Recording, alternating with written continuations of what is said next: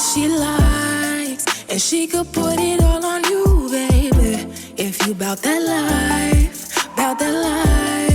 because you don't got time to choose it. Hey tribe, it's Kia from Heritage 93, and if you're a seasoned triber, you've seen my nails rise and rise some more with this cool cornstarch over fake nails hack twice before.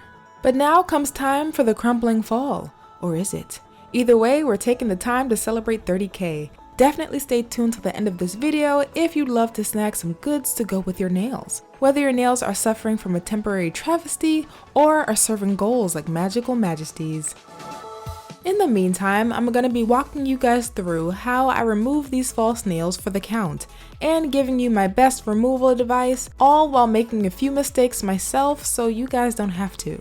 Sounds good? Let's get started. So we're looking at about a month or so of new growth over the last nail standing, but even still, these nails have slowly been letting themselves go with each passing day. You know, preparing for the fall. Ring finger is rising unnaturally high, giving us the last true sign of defeat before undergoing the final fling off screen. Meanwhile, light purple hollow nail is giving us a vivid display of colors before bowing out gracefully. Those two were the last to lift away, and now we're stuck with a bunch of crusty, glue stuck on nails. This is where the plot thickens, just like this castor oil that I'll be using to help lift away a few more pieces of falsy nails that need an extra step and a gentle push to break free.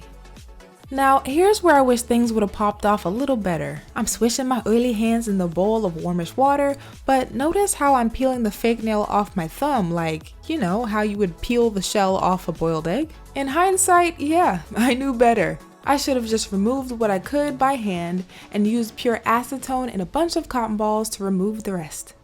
And of course, the most damaged nail of them all was my eggshell peeled looking thumb. Like, I could feel the fresh divots, dents, and just layers of nail that were just snatched up in a snap. Moral of the story, don't soak it and then try to peel it, just get the acetone, girl. But if this video was a little too late to be a preventative measure for you, it's okay, because I have a remedy to help your damaged nails see better days. Using the same castor oil as before, I'm going to spread a generous amount over each nail bed with a cotton swab. Remember, castor oil is a natural nail bed and cuticle healer with a bunch of other nourishing properties. Now, once the oils absorb into your nails a bit, follow up with a wholesome clear top coat. I'll be using a 5 free nail polish formula to literally seal the deal.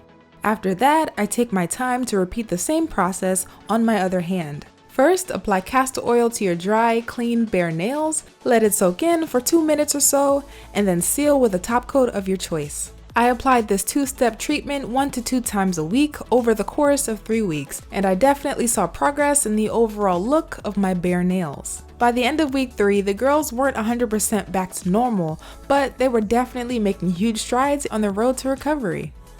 So, as promised, to help keep you guys inspired and encouraged on your nail growth journeys, I'm happy to finally share the latest special edition nail merch and other girly goods from my online store, kiamarie.co/shop. Also, there is a bunch of individual nail goals and it be your own nails collections on Society 6. You know, cute nail pouches, duffel bags, and even shower curtains that came to slay. Or not today. All of the links and details will be in the description box below. So yes, I hope you guys enjoyed this video and found it helpful on your nail care journeys. As always, thank you guys so much for watching and engaging. Stay encouraged, take care, and happy nail growing. I'll see you in the next one.